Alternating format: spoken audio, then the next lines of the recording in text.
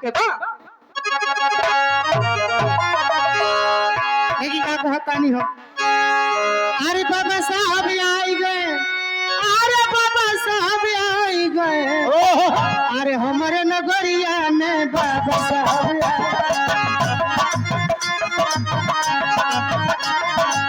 हमारे नगरिया में बाबा साहब आई गए। ओ बाबा साहब आई गए, बाबा साहब आई गए, बाबा साहब आई गए, बाबा साहब आई गए। हमारे नगरिया में बाबा साहब।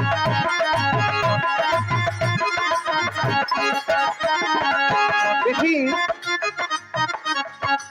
हमने के इस समाज में रोज गैला का अवसर ना मिलेला। आज अपने समाज में आज बनी का सोच सजाने लगा कि कितना बाबा साहब गीत गा दोल जाऊं। देखिए स्वर्गीय पिताजी के पत्तो हमने के दाई खाली एक जाने यहाँ 3 जने कहाँ हुए। अरे भोजपुरी नाच प्रोग्राम, भोजपुरी नौटंकी नाच प्रोग्राम एक सठिया के धरती से आजमगढ़। आप लोग भैया इतना चैनल वाले इतना हम बोलता नहीं, आप लोग ध्यान जरूर दे जाइए, लाइव सब्सक्राइब जरूर कर जाइए। लेकिन सही हो। देखो सही कहतारू माँ, स्वर्गीय पिताजी को बहु लोग हई, बिटिया लोग हई, यहाँ लोग का पता ना चलत है। बबुआ जी के आत्मा केहरो से देखे तो ही कि हमारे नाम से के बोलवाता। सही हमारे नगरिया में बाबा साहब आए गए।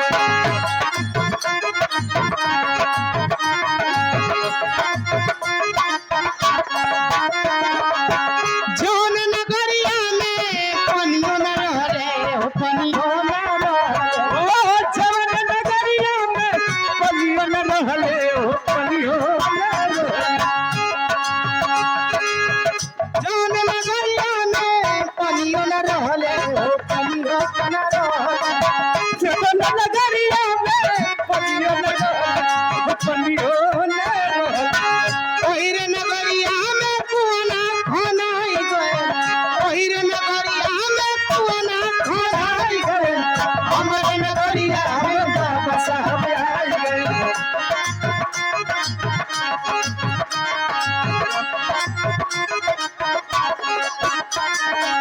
कौन हो बाबा साहब?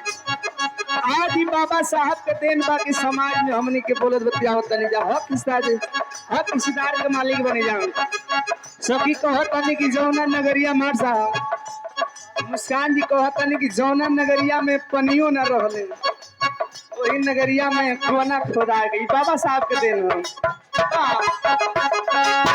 जौन नगरिया में शिक्षो न रहले हो, शिक्षो न ओ जवन नगरिया में शिक्षो न रहले ओ शिक्षो न रहले।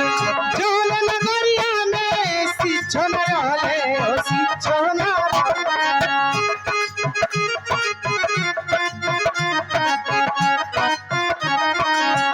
ओहिरे नगरिया में कॉलेज खुलाई गए, ओहिरे नगरिया में कॉलेज खुलाई गए। हमारे नगरिया में बाबा साहब आए गए।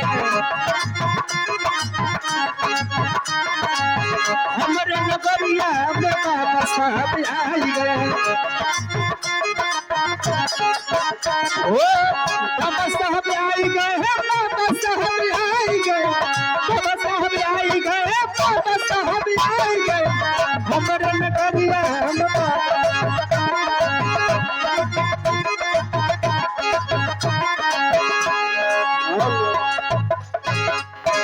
सुनी लास्ट